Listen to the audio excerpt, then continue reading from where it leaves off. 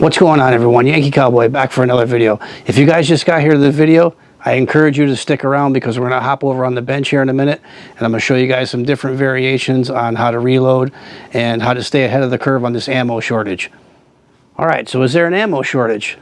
Not necessarily per se an ammo shortage, but there's definitely an issue with getting ammo right now. With everything that's going on in the world, it's getting tougher and tougher to find ammo, and if you do find it, the prices are through the roof. They're gouging prices on ammo, in my opinion, and I just see a lot of people paying way too much money for ammunition. Now, me personally, I've been reloading for years, probably better half of 20 years reloading shot shell. But as of late, as you know, being a pistol permit carrier, I got into hand loading pistol cartridges about maybe 6 years ago. So I've been reloading pistol cartridges for about 6 years, and I haven't gone to a big box store or any kind of store to buy ammo since. I do all my own reloading, supply all my own ammunition. So for me, it's not a big deal. I always have ammo on hand, and I don't have to scramble for this. And especially times like now, when, you know, there's civil unrest, we're on the brink of it, and people are scrambling to buy guns and ammo, and people just can't get their hands on it.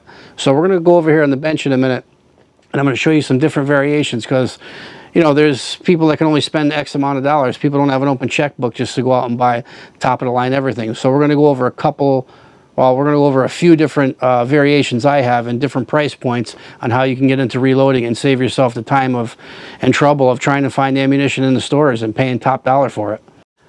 All right, with that being said, we're going to hop over on the bench over here on my reloading side, and I'm going to show you guys a few different presses that I have, and I'll explain some stuff about each individual press. So let's take a look at those.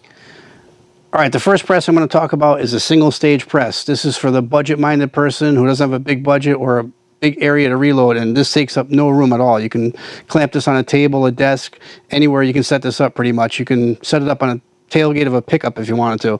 Very small, very cheap. These are like 19 bucks used if you can find them. I think they're between 30 and 50 brand new. I think I paid 30 when I bought this. So this is a single stage press. Each action of the press, you'll change the die. I'm not gonna go into specifics on how to reload. I don't want to violate YouTube policy, but this is a great entry level press.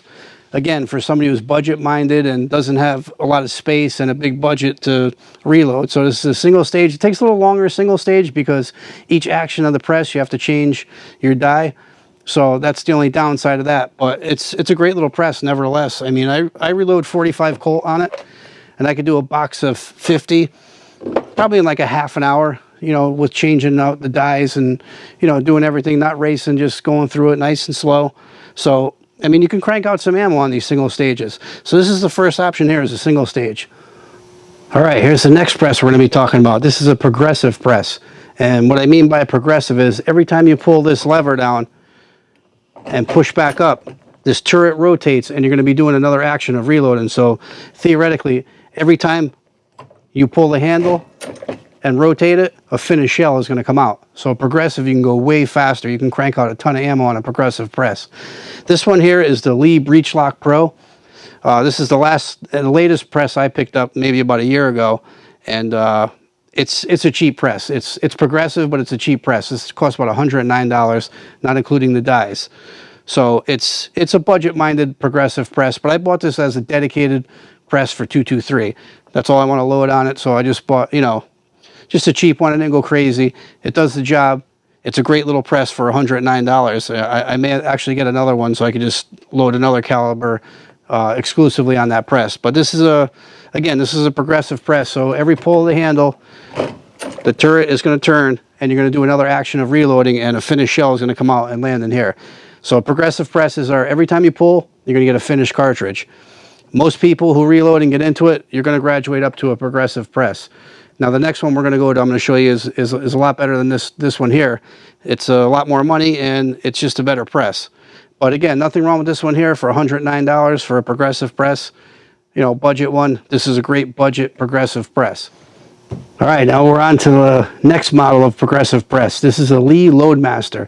This one comes in at around 260 bucks, 270 depending. This one actually comes with dies, so you'll buy it if you want it in 9mm. You'll order this particular progressive press in 9mm. It'll come with the press and the dies. you got to buy, you know, I would upgrade and buy a different powder system. This is the upgraded powder system. There's an automatic bullet feeder you can put on it. I have it, and I took it off because it's more problematic. It's easier for me to just hand feed the bullet on there by hand, and it works out great. But this press is a lot more robust. As you can tell from the other one, it's a lot more beefier. This is a pretty big chunky piece of cast, and this one's really nice. This one has a much bigger ram on it. You can see the size of the tube here, the piston on it, much thicker than the other one I was showing you guys. And again, every time you pull this, watch the turret, it rotates, and every time you come back up, you're going to spit out a finished cartridge. So this is great. I could crank out some serious ammo on this. I've done probably a couple hundred rounds in like 20 minutes on this thing, just cranking them out. So this has 4 tubes here. When these run out of brass, you turn it. So this can hold, this usually roughly holds for me, I think around 100 rounds or a couple hundred rounds in the tubes, depending. You put them in the top, shake it, they all come down and fall into here. And it's just a fast progressive press. Now these are Lee presses. They're a little finicky because they're not expensive presses. There's much more expensive presses out there. But I went with the Lee because they were inexpensive at the time when I bought them. I've had this one for probably 6 years now. I mean, but once you polish up some of the parts and you get them running right, they run smooth. I prime off press. I don't prime on this press because that can get problematic. But again, I'm not going to get into the whole specifics of reloading because I don't want to violate YouTube policy. I don't want to teach you guys how to make ammunition. But it's a great progressive press. This is the one that I bought originally, and I've been using this one, like I said, for probably 6 years now, and I haven't had any trouble with it at all. Once you get them running right, they run pretty darn good. So this would be about 270 bucks ish around there to get into this one. And this is highly recommended. This is a great press. I really enjoy the Lee Loadmaster. Okay, so lastly, we're going to talk about shotgun shells. This is a shot shell progressive press right here. This is a Mech 9000, and every time you pull that lever, it'll rotate the turret, and you'll have a finished shell come out. So once you pull the lever, I don't want to do it now because it's all set up. You'll have a finished 12 gauge shell or 20 gauge or 410 or whatever you're reloading. You'll have a completed shell every time you pull the handle, and you can really crank out a box of 25 shotgun shells probably like in 5 minutes, not even. It's pretty darn quick. It goes really quick. I got some boxes right there, as you see. I probably loaded those up in not even 45 minutes while using this press here. This is a great press. I started out with a Mech Junior. That was a single stage. You had to, you know, move the shot shell around to each station, and every pull did a different action.